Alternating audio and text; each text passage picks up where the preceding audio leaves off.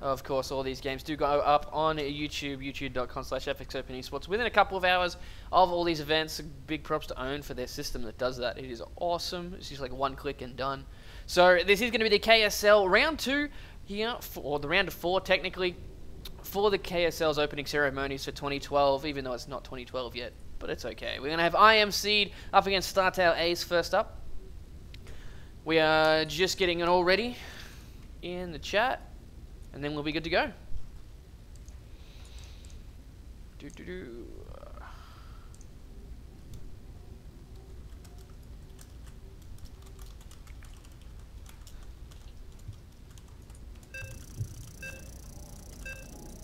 Hooray!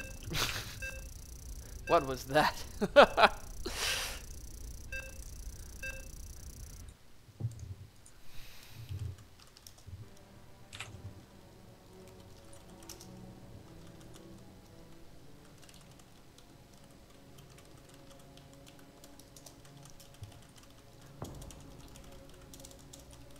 Alright, all done. Like frantically getting everything ready before it goes. Alright, so the loading screen has started. Everything good? It sounded like Total Biscuit there. The loading screen has started. Don't say that. I'm not British. I'm Australian, goddammit. Just said it the way that he always says it. It was hilarious. I was like, Australian, oh my god. Not British, okay? I am the criminal version of TB. No. I wasn't gonna make that joke, but you did it for me. I am, of course, the delinquent version. Okay, here we go.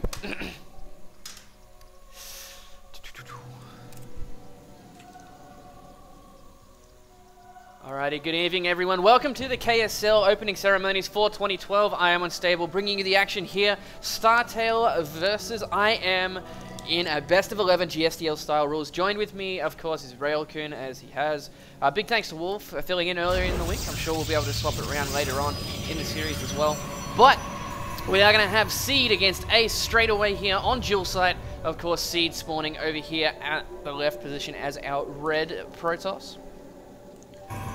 And Ace over here on the right-hand side as our blue Protoss. So a PvP first to start things off. Both these guys have been picked as the starters for this. And it's going to be a good match. What do you think, Railkun?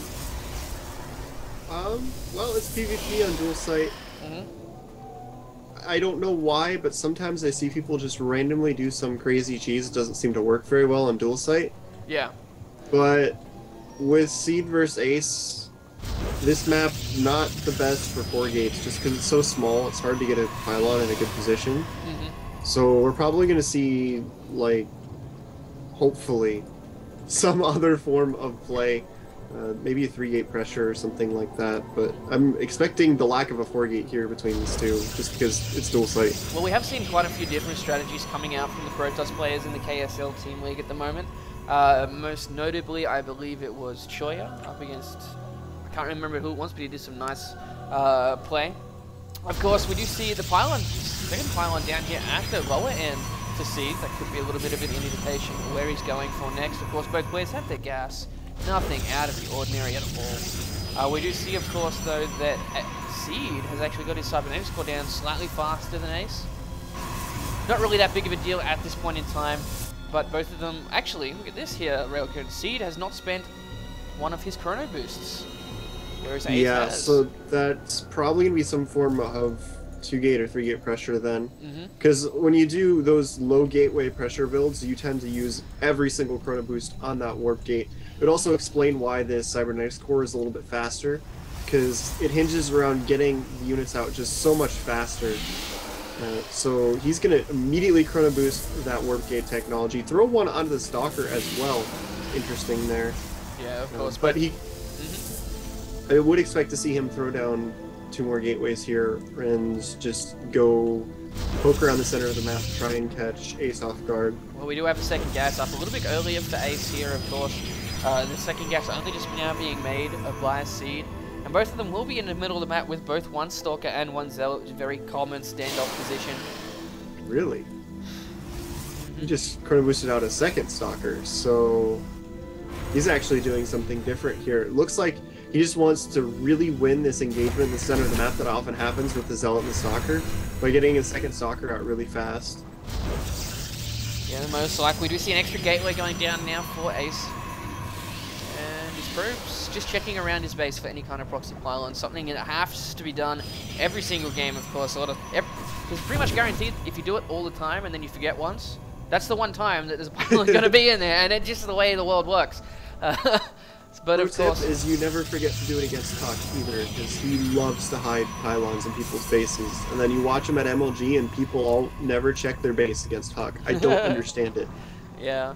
All right. So both of these players do have a robotics facility on the way. Of course, Ace has squeezed out an extra gateway during all this, but is actually one probe ahead as well. Most likely. Yeah, but look at this. Seed actually winning the engagement in the center of the map, even though he went one gate robo. Because he got that second Stalker out really quick, caught the Zealot completely off guard, and he's chasing Ace back up his ramp. He's got to watch out for that force field. There we go. He does split off that Zealot quite nicely, so he's not going to be able to get vision up that ramp and apply any more pressure. But still, it was a nice little engagement in the center for Seed there, seeing as he has one less gateway. Okay. Now, the fact that Ace did throw down that gateway earlier means he will be a little bit safer as he gets this Observer out. Of course, looking at the total units count, Ace has already got more units on the field. But same probe count, but as soon as these extra gateways kick in here for Seed, it's going to be a different story. Now, going straight into a robotics support bay, that's going to be interesting. That's very, very quick Colossus coming out. Of course, we see the Immortal from Seed instead of going for any other tech. So you really want... It's going to be interesting. There it is. There's a robotics base. We're going to see a classic one-base Colossus versus one-base Colossus. Always good. Yeah, I'm a little bit confused by Seed's opening. Like, it seems really unsafe. He went for the one gate, it straight into Robo. The Robo was kind of late. Then he got the Observer first, didn't get the Immortal, which a lot of times you'll do when you get that really quick robotics, just to be safer.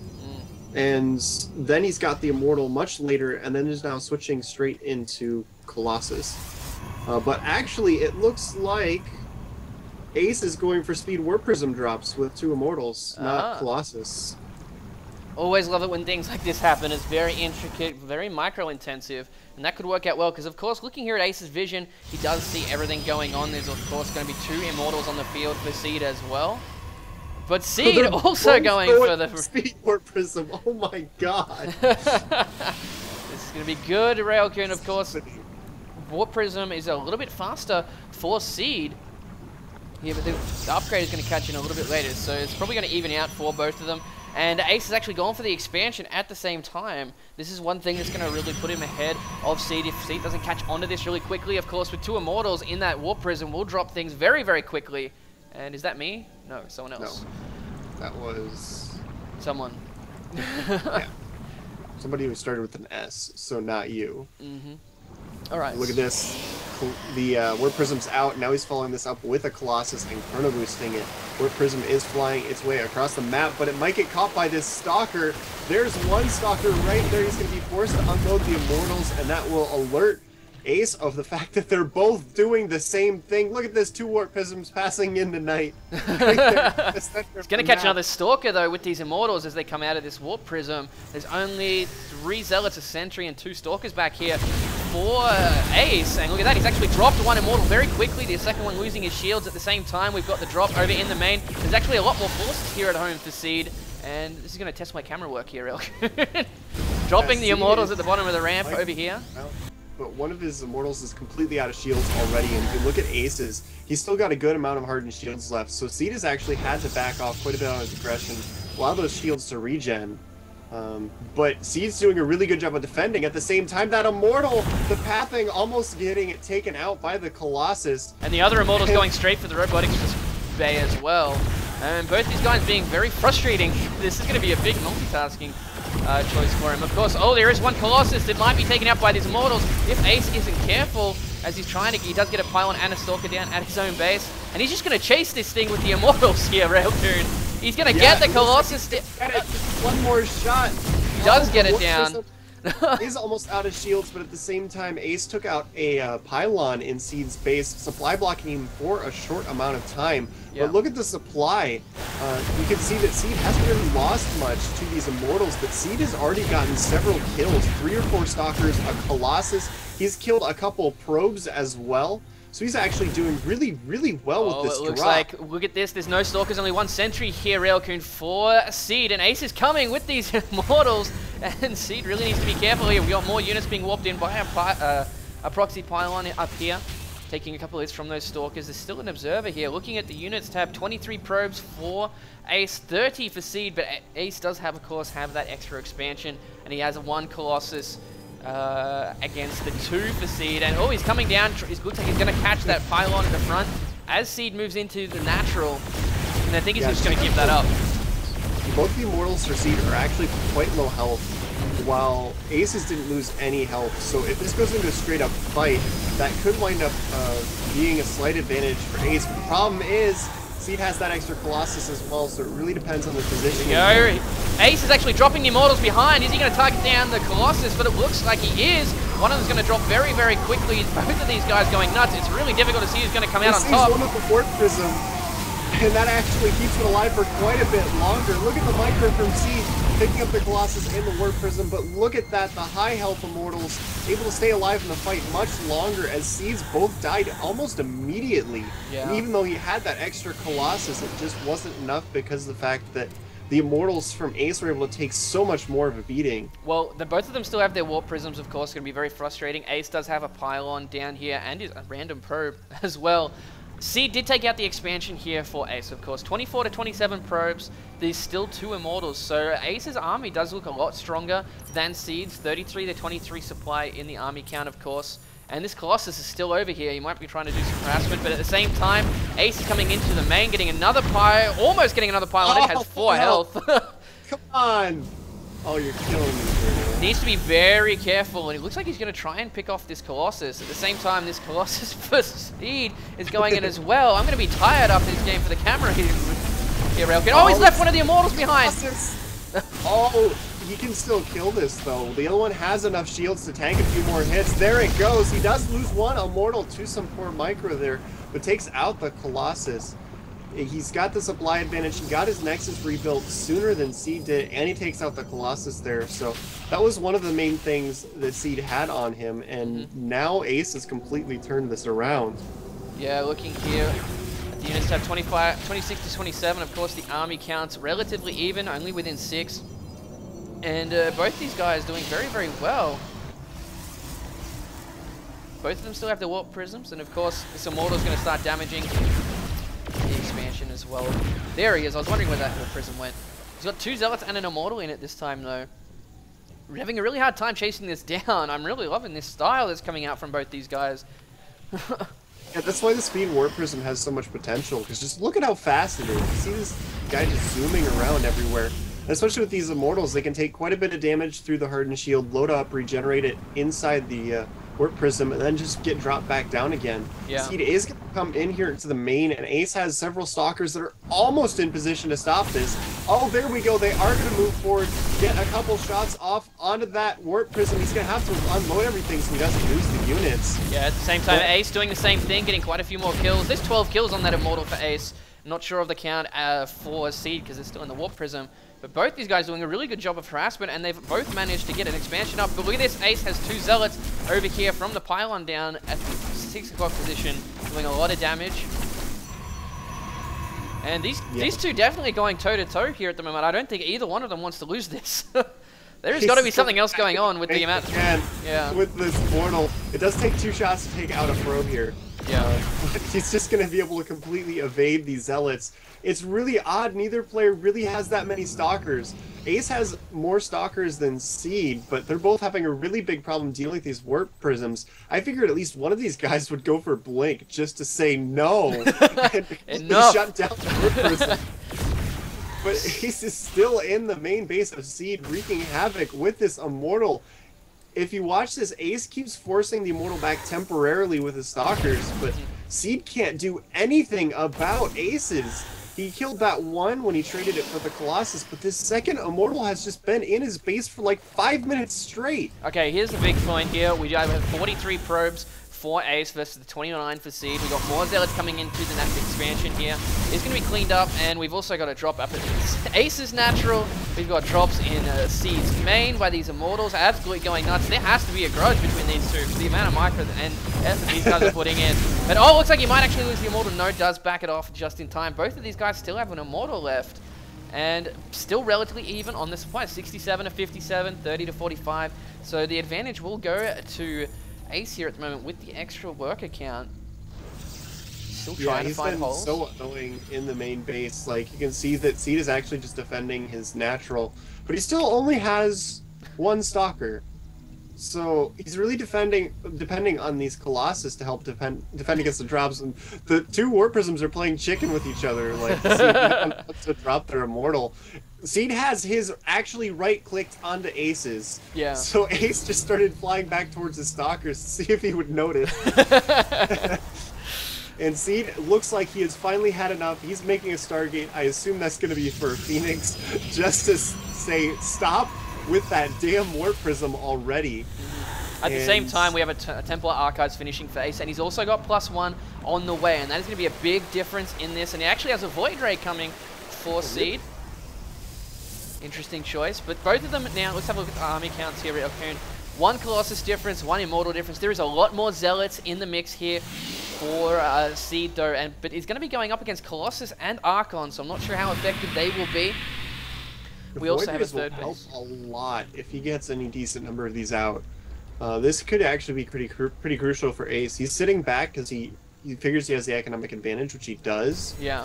But he doesn't want to let Seed get too many Void Rays out. But he's going to get caught in a second. No, does wisely back down to the 6 o'clock. Ace coming into the main yet again, but it's actually a fake unless he wants to unload and warp units in. Still trying to get around this. Stalker's here to catch the Warp Prism. Is it finally going to die, Railcoon? No, it's not. And we do see a... You can see the health buff to the Warp Prisms in action this game. Because both the Warp Prisms have taken a pretty significant amount of fire and have slipped away every single time. Yeah. Aces hasn't gotten down below the shields the entire time, which is quite impressive. But see, Ace is just moving across the map. He wants to make something aggressive happen, and this is good for him because that means that Seed probably won't get too many Void Rays out. There's 2. Third one is currently supply blocked. Well, and that here's the thing, enough. They're both mined out in their mains. Ace has already secured a third base. He's only just now losing this forward pylon. The unit combination is going to be very difficult to see who's going to come out on top here. 19 Zealots and Void Rays with 7 Colossus.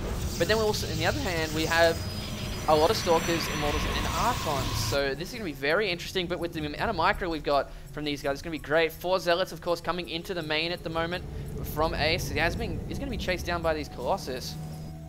I think if they both micro effectively and engage in a neutral position, then I think Ace's army would come out ahead with the Colossus. It is targeting down the gas probes and the Immortal in the center of the map finally going down for Seed. It was AFK on the watchtower getting caught by Ace. The hero Immortal finally gets taken out. But I mean, if you look at the massive Zealot count from Seed, he's got to make sure he doesn't attack into a bad position. Otherwise, his Zealots are all going to melt to the Archons and Colossus. Seed is 20 supply up here in the army count, remember. He's still only on 27 probes. And look at that, it does finally go down. And he's actually coming forward. A lot of these Zealots getting in front. Catches quite a few units. But Ace looks like he's just trying to buy time for his extra economy to kick in to power past the army size of Seed. Seed a really big army advantage there because he was already ahead, and then he catches that Immortal and a few Zealots off guard.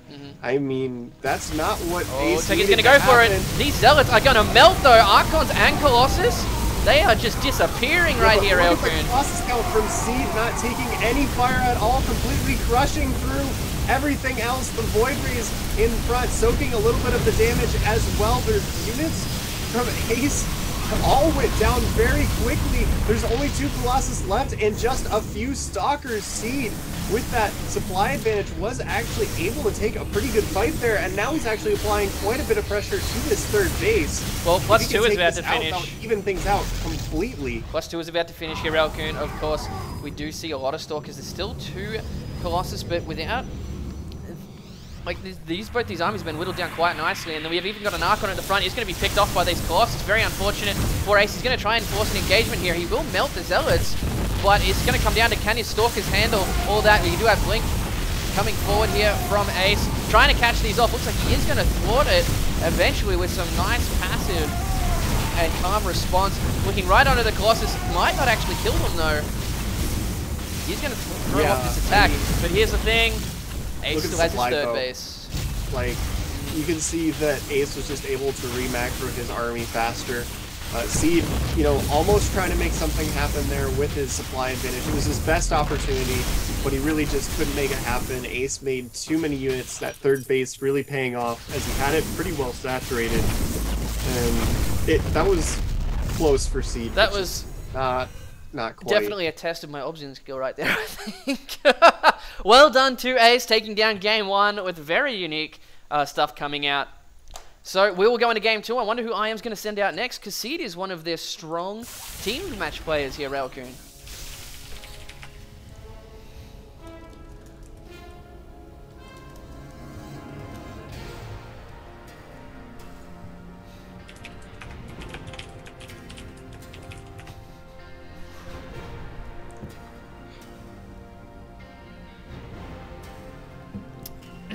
All right. Let's quickly just set that off to go. All right, so that game, very interesting. Definitely a lot of things to learn from it. I did my best to obs it, but as you can see, there was like 20 things going on at once. I'm sorry if I missed something, but I think I'd need to watch that game like 3 more times just to see everything that happened. Yeah, pretty much. So we're going to have to wait to see who IM sends out next. As I was saying before, Seed definitely one of their stronger Team League players, and Ace playing really, really well there. So it's going to be interesting. Of course, the win's in this channel as well. Not sure what he's saying though. Who do you think we're going to see out next from IM here, Railcoon? I have no idea. Every time I try to predict like players that people will send out, it always goes horribly wrong.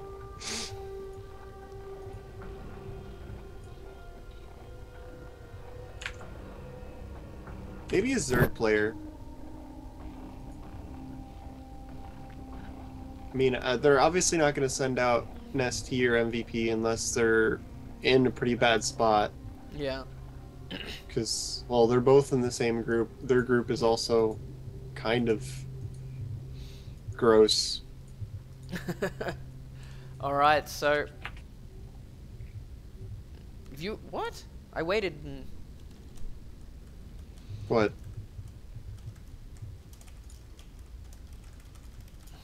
What are you freaking out over? Nothing.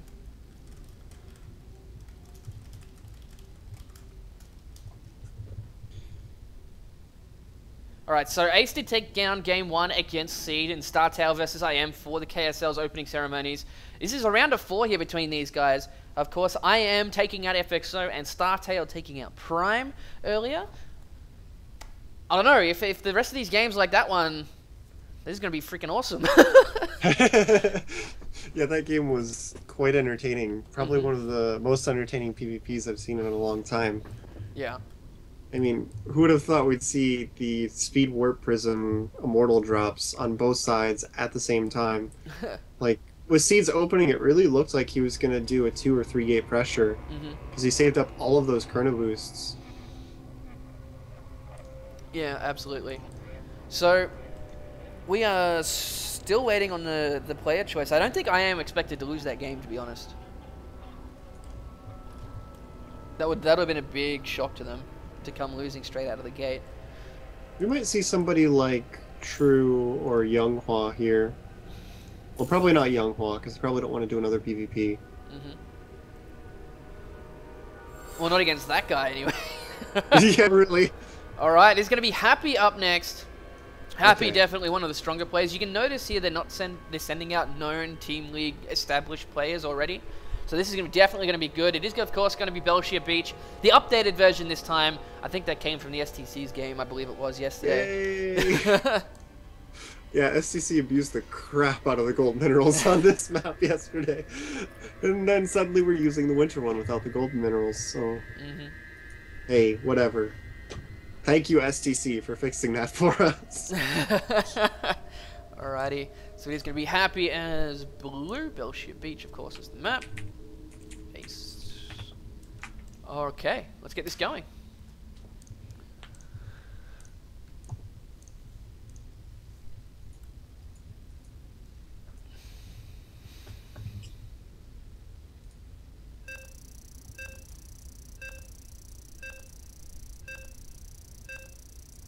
I don't know, it just seems odd. Like, C did such a better job with his Immortals to begin with, and then as it dragged on, like Ace just was able to multitask longer and keep it up better. So that's what it seems like it really came down to that last game.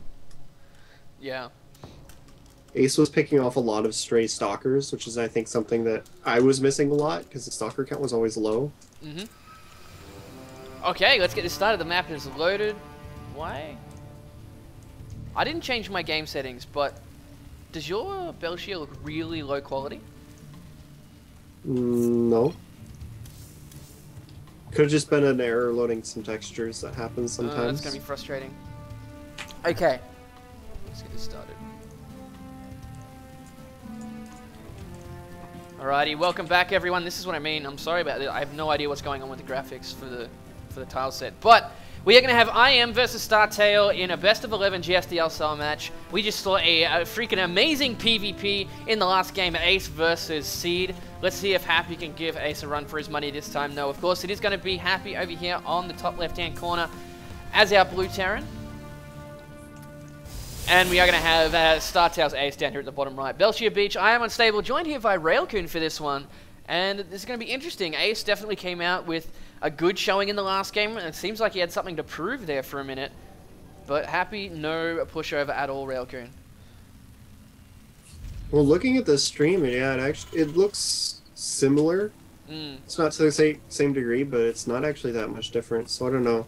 It just looks funky on my end. Oh well, as long as the stream is happy. Reminds me of the StarCraft snow maps. I miss those. The Protoss always glowed this weird way. Reavers always looked really cool on the winter tile set in Brood War. But we see that Ace is actually scouting around looking for any proxy barracks. Went the other way around than what you usually see people scout, because he wanted to check down at that lower watchtower, make sure there wasn't anything crazy happening from Happy. Well, because you're not going to get a probe in the base if he's playing normally on this map, because, well, yeah, look, that wall's. So he's not really going to get any information up to this point, but the probe's going to hang around and see, because sometimes a player will be impatient like we saw yesterday and really want to get that command center down early, and they'll show it to you. Yeah. Well, of course, he's not going to see that there's no gas here for Happy at the moment. Looks like he's going to make his command center behind the wall, not give Ace any information earlier than he has to. But he needs to find this probe, because that probe is going to come in at always the worst possible time and just scout everything as by the normal trend of the games that we've been seeing everywhere in the last couple of weeks. But, of course, we'll most likely see a one-gate expand coming out from Ace. This is usually the standard choice for Protoss in this matchup, especially on Belshire. And look at this, here comes the probe. He's actually going to be caught by that Marine. Not going to be able to get past that wall, and isn't going to get home either. Or shouldn't get home, but Happy not paying attention. Awesome. All right. And that's what you get for calling ahead of time. Yes. Players always prove you wrong. Always, always. All right. But yeah, it does look like he is going to be going for the one-gate expansion. Just getting a single stalker out to get this SCV out of here first. But the SCV left on his own accord. And he's going to drop that Nexus just about now. If we look back into Happy's space, okay, he does add the 3 extra barracks. This is different. 2 is normal, 3 is not. This is going to be interesting to see where he goes from this one. 4 barracks definitely very aggressive to come out after this. I think we're probably going to see multiple tech labs and then rushing out the upgrades as fast as possible. Because quite often when you see the 3 barracks, you'll see multiple reactors just to get a lot of Marines out. And the only real reason to go for the 4th one is if you want to get 1 less reactor and still get those upgrades a little bit faster. Yeah, okay, so we do, of course, have this Stalker poking up and down the ramp when he can see what's going on. Not losing any armor, of course. And only just now having a gas being taken here for Happy, so it's going to be very difficult for him to push out those upgrades like we were thinking before. But he's going to get a lot of Marines, and this can actually... I've seen a strategy similar to this, not exactly this one, but actually FXO's the best, gets the early command center, and doesn't get gas until he has 20 Marines on the field. And just pushes with 20 Marines very, very quickly off, but it's actually 5 barracks before he expands. And it catches a lot of Protoss off guard, even without Sim. That sheer amount of Marines takes a while to take down. Okay, so we are looking at 27 to 24 workers, only 2 Stalkers on the field. There's a bunker at the top of the ramp as well, unless Unless Happy is feeling very, very nervous about. He's actually making an engineering bay instead of any tech labs or reactors. It's very interesting. Like you're saying, it can take a while to take out all these Marines. The problem is if your opponent is going for some sort of stalker composition and they already have several stalkers out, then they can actually out-micro this quite effectively, but that's not what Ace is doing. He only has one stalker on the field, actually second one out now. But the first one actually lost quite a bit of shields already, and he's really going to have to rely on these sentries to make some work happen, but that's going to be tough. He's going to have to throw down some force fields. Almost loses the Stalker, actually does lose the Stalker. What? That was not what I expected. Nice force fields though. He's actually going to get quite a few of these Marines. +1 is about 20% of the way through. And like you're saying, like it does quite a bit of damage to these things. Oh, the Stalker getting caught on the corner there. Oh, he almost got into range to take out that Stalker again, but he's actually just microing after these... oh, look at that. There we go, getting the Stalker. Very nice job there by the Marines. Now, a few more reinforcements coming in. He's not going to be able to effectively micro against that many Zealots, so it looks like he will be forced to back off, but he killed 2 Stalkers. He's going to come for the sentry. Going for the other sentry, and actually killed a decent number of probes as well, so that was actually really well done by Happy. And like I was saying, if your opponent goes straight into a Stalker composition, that gets shut down, but that's not very common, so he was actually able to do a pretty good amount of damage. Okay, looking back here, we see a third command center halfway done here for Happy. Of course, getting that +1 very early. Going to finish up shortly. Stim is on the way. He's actually mixing in some Marauders at the same time. Look at this. Ace taking a third base as well. Also, his Twilight Council finishing up as that action went through. I had an urge to make a really, really bad joke there, but I think I'll hold off. If you look into Ace's base, he's still just sitting on these 3 gateways, which is very interesting. He's got that robotics facility out, but he hasn't been using it for anything more than observers up to this point. Especially since he has a 3rd base on the way. Should expect to see more production soon. Because he doesn't even have the 2nd forge down, which would compensate for the lack of gateways there a little bit, at least early on. Here we go. Okay, we've got more gateways on the way now. So will he go up to the full 8 gateways, or is he going to start producing robotics units? It looks like he's going to go up to 8, though. This is actually pretty common. Well, he would have needed to save a lot of minerals before that Nexus to go down early. Of course, with those extra gateways on the way, he's going to have to start production fairly soon. As of course, we do see 2 more barracks going down in Happy's base. He's going to have Stim finished up, concussive shells, already at +1. +1 armor on the way as well. And with Zealot speed, we're most likely going to see a very Zealot-heavy unit composition coming out from Ace at the moment. A Templar Archives on the way as well. Yeah, so he is going to stick on the 7, it looks like, and then keep teching with the Templar Archives. Like you said, Charge is just about to finish, though. And that's going to help out quite a bit against the army of Happy, but the issue is that Happy's not very Marauder heavy. He's only got a few hanging around in the back, but the longer this goes, he's actually producing these 3 at a time. So the Zealots are going to get better and better as this army composition switches more over to the Marauders. But Ace just doesn't have that many units. His extra gateways only just finished. This is actually kind of dangerous because, well, Happy's moving across the map. He's not in a very good position to engage this and delay it. No, he's not. Here it comes, though. Very nice force field. Here.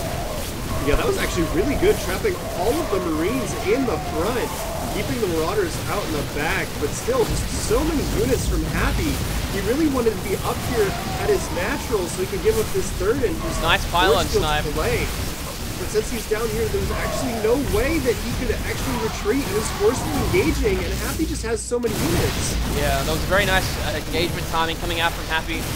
Even if Ace had 30 to 60 seconds more, it would have been a completely different story. He's going to lose that 3rd base. Happy going to be up 1 base now. Also looking at the upgrades, they are going to be dead even at the moment, except no, the +1 armor has finished up for Happy. Archons now are being morphed at the top of the ramp. And I don't think it's a good idea to come up this ramp at the moment, especially with these Archons here. There's a Stim targeting down the one that's being morphed. Zealots are chasing Happy back. He's actually got reinforcements streaming all the way through. The Zealots actually going to kill things quite slowly here. And now there's nothing but Archons. He needs more buffer units, but just doesn't have the time Nice control by Happy. Actually microing really well, splitting up his units so they don't take any Archon splash damage, leaving the medevacs in front. They're actually tanking the Archon damage and buying him quite a bit of time. You can see the Zealots are going down really quickly, but look at this. As Immortals come closer, he's splitting his units up against the splash damage. He's going to be able to take out both these Archons unstable, and once both of those are down, yeah, there's the GG from Ace. Yeah, very nicely done by Happy. Hit a very, very close timing. Within 20 to 30 seconds, that would have been a completely different story. So that will tie IM up with Startale 1-1 in this series. Of course, this is the start KSL's opening ceremonies. I am Unstable, joined here with Relkun. Let's go into game number 3, shall we? Who do you think? Sounds like a good idea. Who do you think Startale's going to send out next? Startale?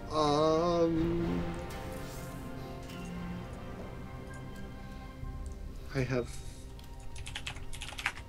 no idea. Yeah, no idea. And I'm looking at their roster, and it's like, well, they still have quite a few strong players. Bomber, of course, is there. July, quite a few others, and it's definitely a deeper lineup than some people give them credit for. Well, let's hope it doesn't take as long this time to actually go through for the next game. But I'm just trying to rack my brain of who Startale would send out against Happy. I think we might see Curious right now.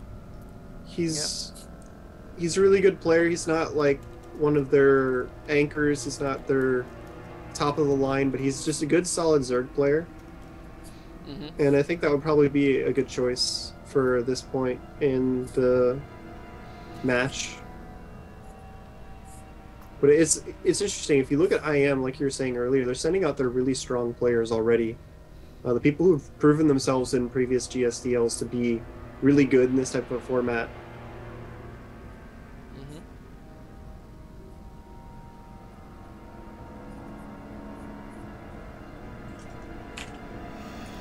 Alrighty, so racking my brain over the Startale lineup. Not sure what's taking him so long to pick the next player. It's actually been the trend of... Yeah, I'd expect to see Curious or Hack, probably. They always have Squirtle, Bomber, Curious. Hack hasn't really been playing that well. There's also Parting. Recently has done very well. July is there. Startale Sound has been playing very strongly recently as well. He did qualify for Home Story Cup 4. Definitely worth noting that. So it should be good. Alright, so still waiting on the response here from Startale, probably just having a little bit of a chat about it. Of course, we do see the KSL guy is in a chat. Is or isn't? Sorry, oh, is in the chat lobby. in the game, sorry. That's what I meant. You know what I mean, Relkun. Well, if he's in the game, then there we go. Probably chose the map, yeah. Okay, so we are going to get in here. It's going to be Tal'Darim for the next map. Looks like it is going to be a Zerg player, most likely Curious. Once we get the translation for the Korean name. No, it's actually going to be July. Ooh. Oh, really? July. Okay. Startale July. I keep hearing that name in like the Zerg GSL voice. Startale July. No, not that one. The new one. The Zerg voice one. The Zerg one? I can't even try and do that one. I'm sorry. The Zerg voice? No. Yeah, it's very hard to do the Zerg voice. Startale. Here we go. And they've changed colors on me in the last second. How dare you?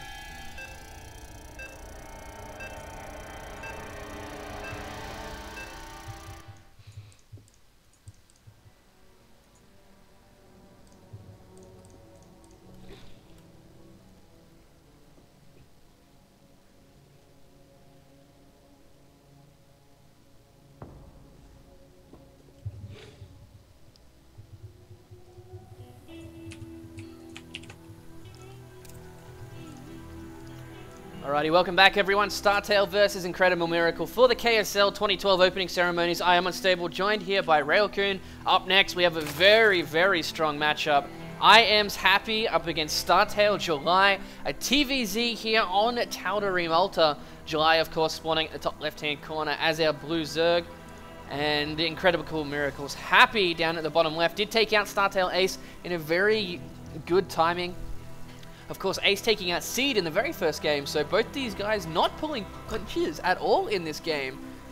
Yeah, we're in the second round of this tournament. This is technically the semifinals. It is. And I actually like the July pick quite a bit, even though I wasn't expecting it, because the way that July plays, you always have to expect some kind of random all-in at any given point. Like, just by throwing July out here, you can kind of force Happy to play a little bit more defensively, and it just creates a mix-up opportunity. Interestingly enough, okay, that was, never mind. I thought he went for the 10 Overlord, but that was a 9 Overlord. And I was wondering why he did that, but I'm just watching July very, very closely, because, like, that's the big question is, what is he going to do? He's always so unpredictable. I mean, I've seen him 6-pool a Terran on Tall Dream Altar before, just to keep it mixed up, and it worked. Like, you can't rely on your safe metagame against July. It just doesn't work. No, not really. There's the hatchery going down now for July. Of course, we do see a gas over here for Happy. Looks like he's going to be going for some aggressive openings here. We'll have enough for a Tech Lab or a Reactor, either one, whichever he wants to go with. As soon as that barracks finishes, of course, these positions are going to help out July because his Overlord is going to come in and can quite easily pop onto this top high ground. But more recently, we've seen a lot more and more Terrans just pop those barracks up. Of course, it is a Tech Lab, not a Reactor. There we go. Pop those barracks up and pick off more and more Overlords. So, most likely a Reaper opening coming out here from Happy. He's actually got his second gas already. Looking at July, he actually... This is what I was talking about. You know, it's July Zerg. You always have to be careful about some really aggressive opening. And then he went hatch first into 16 gas, 15 pool. Like, got 2 more drones out into that build order just to get that little bit more of an economic advantage. Why, hello, bunker. And look at this bunker positioning. Is that in the proper position for the Reaper? That's very close. I think that's in range. But it might just be even if it's not, away. he will be able to shut down an entire mineral line. Of course, does see the bunker going up now. It's about 60% of the way done. Will July pull any drones? No, looks like he's going to sit here with his 2 Queens and 4 Lings on the way. We, of course, have 1 Reaper out on the field. Second one in production. Link speed started as well. And there's the bunker that goes up. And it's very annoying because there's an Overlord right there. More and more Korean Zergs are doing this is they're not really using Overlords at their expansions. Yeah. Right, Zerglings are actually in a pretty good spot to try and deny this Reaper. Whoa! He's not quite going to get the surround on it. If he had positioned those Zerglings slightly differently, he would have been able to do maybe block that out completely. But the Reaper is actually starting to shell this hatchery. Second Reaper is on the way. Both Queens are out. The one from the main is walking her way over, and once both of these are out, he actually does have a lot of Zerglings. He should be able to break this if he micros properly. Here he goes with the Queens, tanking the damage, and he just immediately unloads and salvages the bunker. He knows that he's not going to be able to hold that. But it did do a good amount of damage. He forced a lot of Zerglings. He made the Queen have to come away from the main hatchery, delaying one of the injections there a little bit. And he's still putting a lot of pressure on with these early Reapers, forcing lots of lots of Zerglings. At the same time, because of that second early gas that we mentioned before, we are already straight up to Starport Tick with a Tech Lab. And these Reapers still being frustrating, taking out quite a few Zerglings. They're off creep. They do not have speed. There it goes. Speed just kicked in, but the third Reaper actually shows up. He's going to get one of them down. But he's still going to have a hard time dealing with all these Zerglings here, Railkun. Yeah, actually, since he got all the Zerglings first, both the Reapers are able to survive. Since the Zerglings went in 2 groups, it looks like July's rather frustrated. Is actually making more Zerglings. Probably going to try and catch those in the center of the map. But I'm not entirely sure I like this follow-up by Happy. The Reaper bunker into the Cloak Banshee, because the Reaper bunker can sometimes force an extra Queen earlier than a Zerg player would normally do it.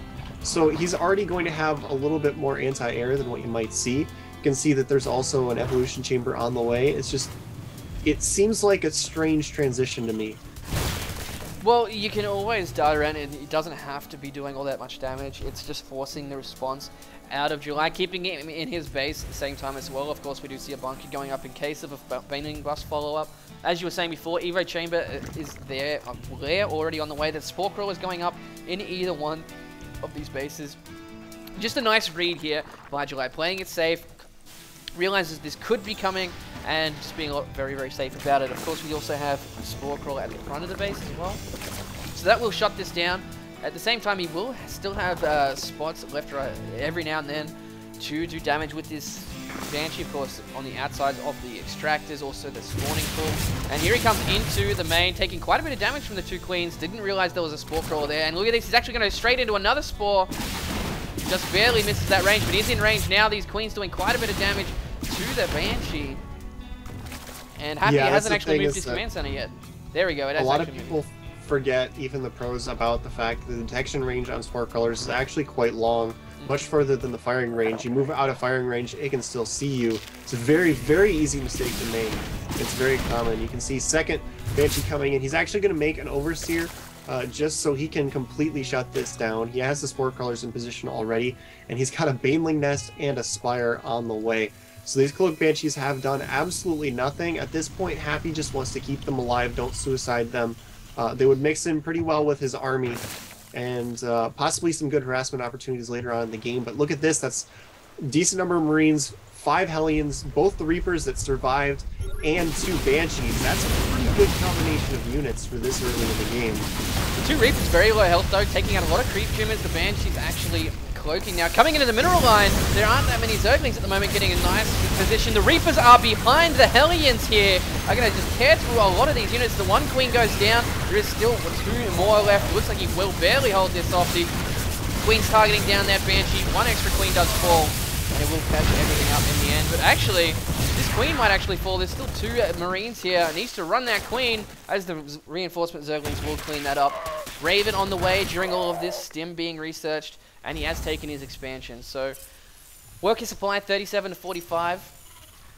And of course, lots of units killed here for Happy at the moment. This Raven is an interesting choice. Of course, we have these Zerglings coming for a counterattack. Not going to do much. It will be cleaned up. Actually dropped a auto turret just in case. Yeah, that's an interesting placement to be dropping that. I mean, the auto turrets are really good building, actually. It does more DPS than an unstim Marine. It's got a lot of health. It's very tanky. It's just very odd that you chose to drop one there. And if you look at the worker count, you can see that July Zerg, he's not quite as high as what you might normally see a Zerg player at, but this is actually very normal for his style. He doesn't drone very heavily early on. He does play a little bit more unit-oriented in the early stages of the game. He's very used to playing with this drone count. He does have his 3rd hatch rate on the way at the 12 o'clock base, and there are Mutalisks flying around trying to see if there is any opening for harassment. One of them actually going down to that missile turret, but Happy actually has a lot of missile turrets right now. So there's not going to be a whole lot that July's going to be able to do with these mutas until he gets a lot more. Yeah, very true. Of course, that 3rd base is about 75% of the way through. He really wants that extra gas coming forward. Looking at the upgrades, 0-1 with +1 armor and +2 attack on the way here for July. Also getting the +1 air attacks. Baneling speed on the way for him as well. And looks like Happy's transferring into a more standard TVZ at the moment. He's got tanks, Marines, upgrades everywhere. That Raven is going to be very useful for any Baneling mines that might be coming through. But of course, July hasn't started Burrow just yet. A very interesting choice. It's more to his style, but a lot more Zergs are picking up the burrowed Banelings and their landmines. I like the Raven, just because of like what you're saying. The auto turret's a good spell. The point defense drone's not going to see much against the except against the mutas. But point defense drone actually works really well against mutas, because, well, if it gets the first shot gets nullified, it doesn't bounce.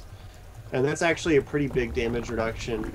But there's so many Zerg players taking that Leenox style, like you're saying, of just burrowing Baneleys everywhere. And as long as he can keep that Raven alive, he'll completely shut that down. But July is actually switching over into some drones here in the mid-game, like he usually does. He's got that 3rd base with a decent number of drones on it. He's up to 60 workers, cleared out the rocks for his normal 3rd base, so he'll have a 4th soon. And he's really just pumping out a lot of units. Really going for this mid-game, it looks like, because he's still not droning super hard. He's just switching it off, throwing in some drones every now and then between waves of units.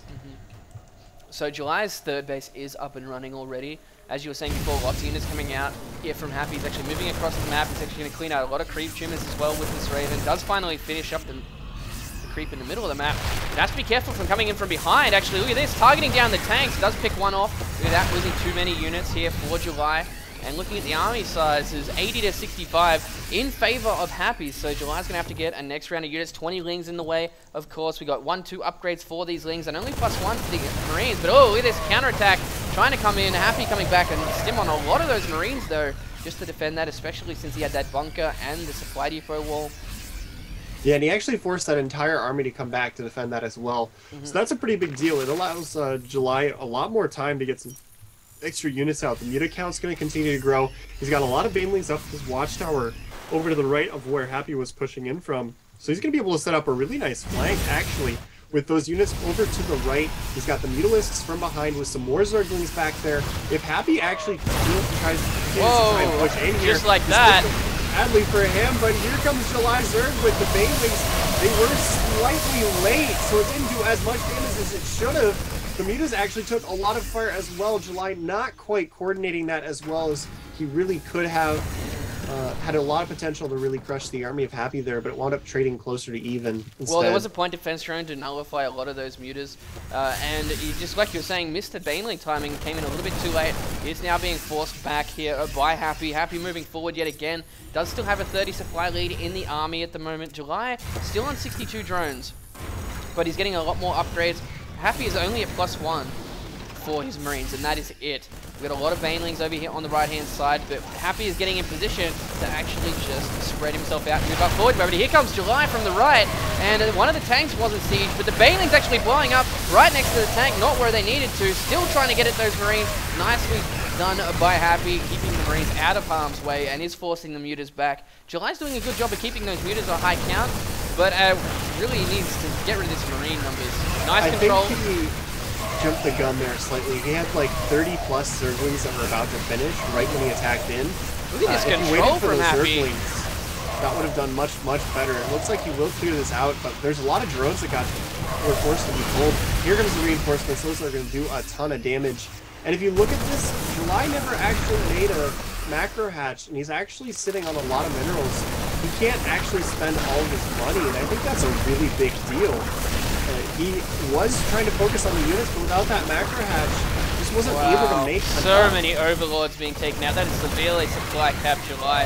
He can't really spend much. He really didn't have the lava to spare before, and now he's going to take those out as well. He's losing all of his mutas. Happy coming right into the natural base here.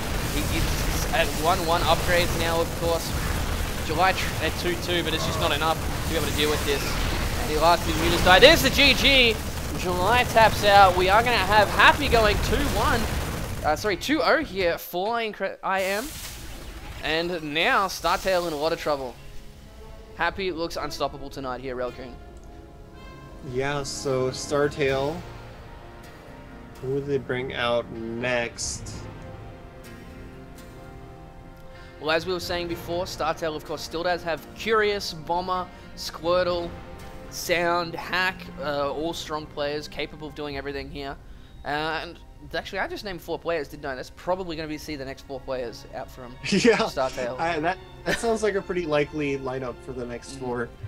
Of course, it is best of 11, first to 6. I think it would be possible to switch Virus for Hack, because Virus has actually been doing pretty decent recently.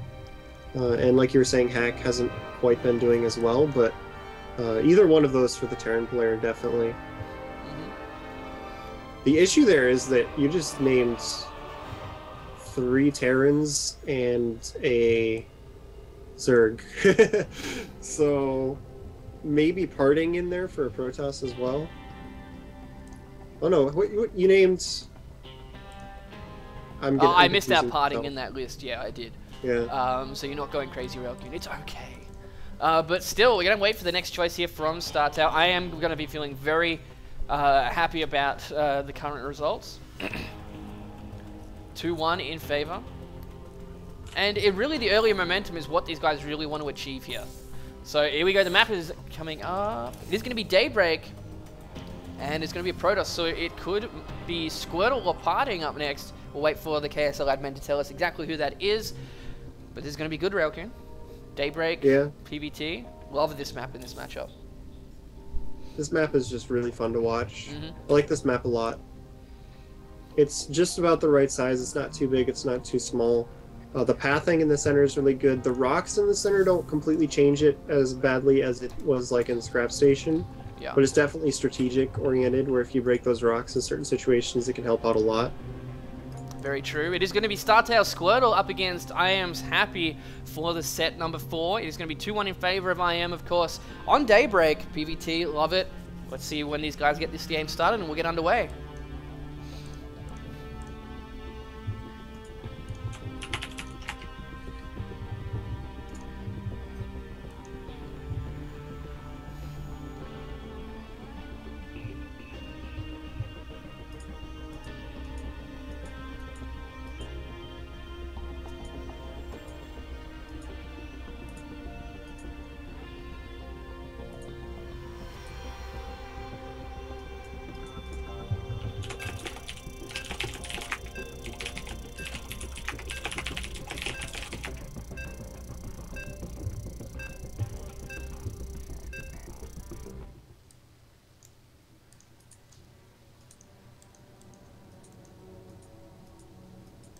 Alrighty, map is loading, everyone. Of course, you heard the countdown just before. Anyway, let's get into this.